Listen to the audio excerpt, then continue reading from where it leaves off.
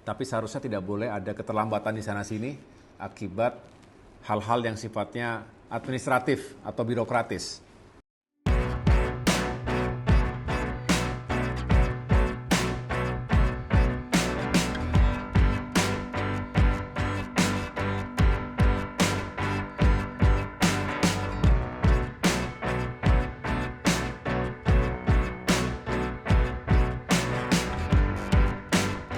Untuk mendorong Kementerian PU, saya sudah berkali-kali berkomunikasi dengan Menteri PU, Pak Dodi Hanggodo, agar segera mungkin untuk mendeploy alat-alat berat, ekskavator, dan semua yang diperlukan untuk membersihkan jalan yang terputus dan memudahkan transportasi atau bantuan medis maupun bantuan logistik melalui darat.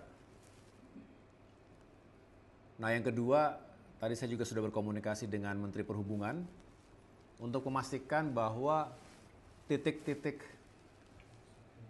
pendaratan pesawat maupun helikopter itu juga dalam kondisi yang operasional.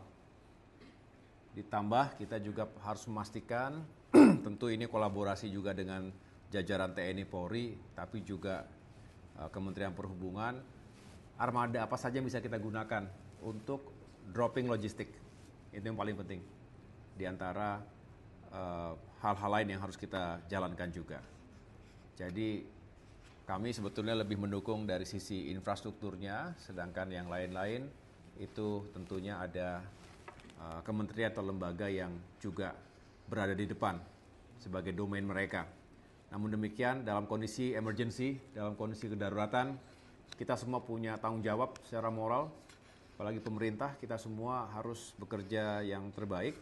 Oleh karena itu, sekali lagi kepada BMKG dan BNPB, kami mendukung penuh, mendorong agar operasi modifikasi cuaca benar-benar sukses. Segala hal teknis yang perlu diantisipasi, ya kita bicarakan.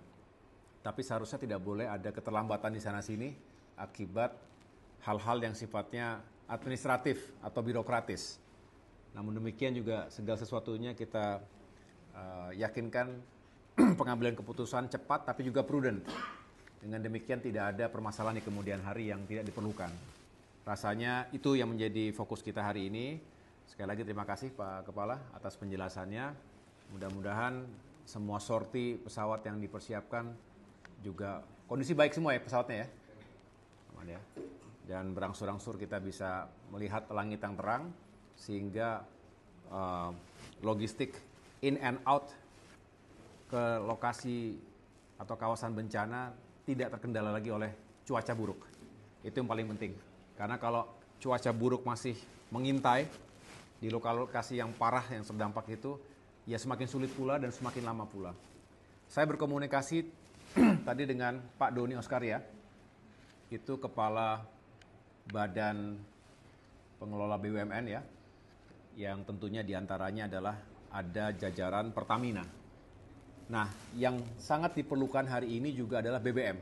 Stok BBM yang sangat terbatas, padahal BBM ini diperlukan untuk ya memastikan alat-alat berat tadi tiba di lokasi dengan cepat. Belum lagi untuk kebutuhan lainnya, untuk genset dan lain-lain. Dan tadi sudah ada penjelasan, sebagian di drop dengan kendaraan, sebagian lagi dengan jerigen, diangkut, jalan-jalan putus.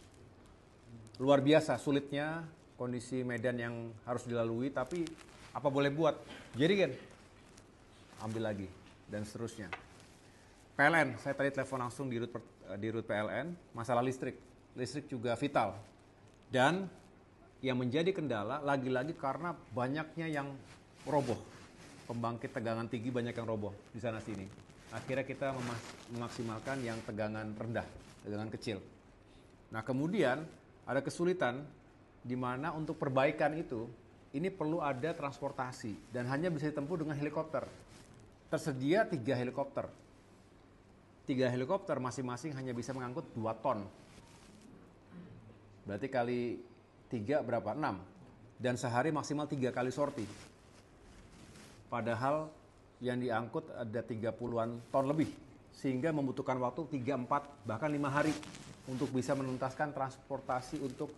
Jadi ini hanya untuk menggambarkan bahwa memang kondisinya tidak mudah, tapi kita terus harus bekerja keras, berupaya semaksimal mungkin. Saya juga minta tolong tadi Pak Menteri Perhubungan, Pak Dudi Purwagandi, agar coba cek mana lagi yang bisa kita kerahkan untuk membantu transportasi logistik ataupun untuk perbaikan-perbaikan instalasi instalasi yang vital, ya, baik listrik maupun yang lain-lain, termasuk untuk komunikasi. Saya rasa itu komentar dari saya, tanggapan dari saya. Terima kasih sekali lagi kepada teman-teman semua.